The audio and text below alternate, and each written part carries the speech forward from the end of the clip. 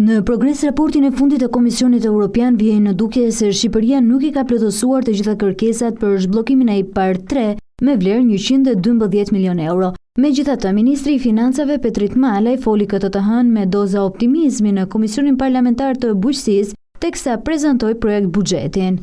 Komisioni Evropian nëpërmjet DG Agrit la disa masat të cilat duhet i përmbushte qeveria shqiptare, masat të cilat ne jemi duke i përmbushur dhe që jam shumë optimist që IPAR 3 do të hapet gjatë vitit 2026.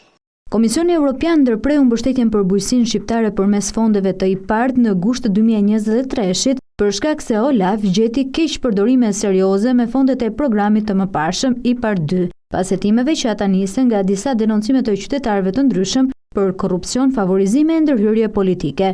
Mungesa e fondeve të IPAR, tha ministri, është mbuluar nga buxheti i shtetit, ndonse jo në të njëjtën masë. Mbështetja sipas tij do të shtohet në 2026 përmes edhe skemës së re të TVSH-s, ku kompensimi nuk do të jetë më 0, por rritet në 10%.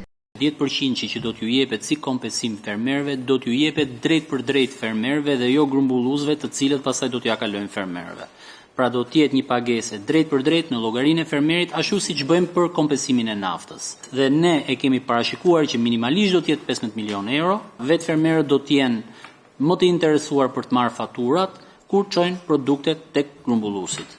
Kompensimi për fermerët do të bazohet në faturat e tyre për inpute që blejnë, fara, fidan, pesticide dhe të tjera, dhe mbi fatura që ato marrin nga grumbulluesit pasi i shesin produktet. Me ndryshimet ligjore të ligjit të tatimit mbi vlerën e shtuar në 2018-2019, u vendos që TVSH-ja në bujqësi të jetë 0%. Në këtë rast, grumbulluesit, tregtarët apo kompanitë nuk kanë asnjë interes për të blerë prodhimin vendas duke lëshuar tatur me TVSH, pasi nuk e rimbursojnë dot atë. Një situatë të cilën duket se vështirë mund ta zgjidhë edhe formula e propozuar në këtë projekt buxhet.